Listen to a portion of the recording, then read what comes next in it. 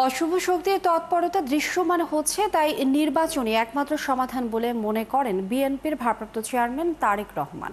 রবিবার দলটির প্রতিষ্ঠা বার্ষিকীর আলোচনায় তিনি আরও বলেন, কয়েকটি দল পরিকল্পিত উপায়ে নির্বাচনে বাধা দিতে নানা শর্ত দিচ্ছে। পতিত স্বৈরাচার সুযোগের অপেক্ষায় আছে, এজন্য সবাইকে সতর্ক থাকার পরামর্শ দেন তারেক রহমান। আরও জানাচ্ছেন শফিকুল হক। বাংলাদেশ জাতীয়তাবাদী দল বিএনপি নানা উত্থান পতনের মধ্য দিয়েই ৪৭ বছরের পথ চলা দলটির। দ্বন্দ্ব আর সংঘাতে বিএনপির এই পথ চলা সহজ ছিল না। সরকার গঠন থেকে বিরোধী দল দুই ভূমিকাতেই মোকাবিলা করতে হয়েছে গুম, খুন, মামলা হামলার চ্যালেঞ্জ। প্রতিষ্ঠা বার্ষিকীর আলোচনায় নেতাদের বক্তব্যে উঠে আসে এমন প্রসঙ্গ। দিনের শেষে শহীদ জিয়া সবার উপরে। দলটির মহাসচিব মির্জা ফখরুল ইসলাম আলমগীর বললেন, বিএনপি একমাত্র দল যে দেশকে রক্ষা করতে পারে। নির্বাচন নিয়ে কোনো হুমকিতে মাথা নত না করারও হুঁশিয়ারি দেন তিনি। আমরা কারো হুমকিতে মাথা নত করতে বাংলাদেশের মানুষ রাজি নয়। ইনশাআল্লাহ নির্বাচনের মধ্য দিয়ে আমরা জনগণের সরকার প্রতিষ্ঠা করে, বিএনপি সরকার প্রতিষ্ঠা করে আমাদের নেতা তারেক রহমানকে আমরা প্রধানমন্ত্রী নির্বাচিত করতে পারবো এবং বিএনপিকে আবার ক্ষমতায় নিয়ে আসতে পারবো। একই বার্তা দলটির ভারপ্রাপ্ত চেয়ারম্যান তারেক রহমানের বক্তব্যেও।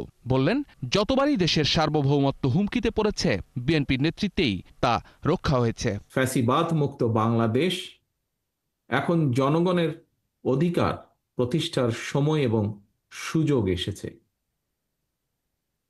এই সুযোগকে কাজে লাগিয়ে দেশের জনগণের অধিকার প্রতিষ্ঠার অন্যতম প্রধান উপায় জাতীয় নির্বাচন। পরিস্থিতি জটিল করে তুলতে সাম্প্রতিক সময়ে অদৃশ্য শক্তির তৎপরতা বেড়েছে বলেও জানান তারেক রহমান।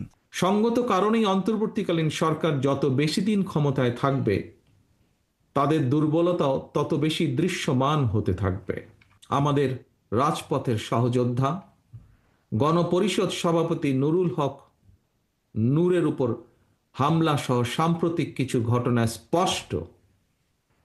দেশের স্থিতিশীল পরিস্থিতি ক্রমেই জটিল হয়ে উঠছে অথবা জটিল করে তোলা হচ্ছে। পরিকল্পিতভাবে নির্বাচন বাধাগ্রস্ত করতে কয়েকটি দল নানা শর্ত আরোপ করছে বলেও মন্তব্য করেন বিএনপির ভারপ্রাপ্ত চেয়ারম্যান। নির্বাচন হতে দেওয়া হবে না, এই ধরনের উচ্চারণ ফ্যাসিবাদ বিরোধী শক্তির ঐক্যকে দুর্বল করবে, নাকি পলাতক ফ্যাসিবাদী অপশক্তির পুনরুত্থানের প্রাসঙ্গিকতা তৈরি করবে? অতএব এখনো সময় আছে, আমাদের সতর্ক হওয়া দরকার। পরাজিত পলাতক অপশক্তি কিন্তু সুযোগের অপেক্ষায় ওত পেতে রয়েছে। বিএনপির এই নেতা মনে করেন, রাজনীতি মানে বক্তব্যের ফুলঝুরি নয়, নিরাপদ দেশ নির্মাণ। জনগণের সঙ্গে নিবিড় সম্পর্ক আমাদেরকে বজায় রাখতে হবে। প্রিয় সহকর্মীবৃন্দ, মব ভায়োলেন্সকে আমরা কেউ প্রশ্রয় দেব না। শফিকুল হক, ৭১, ঢাকা।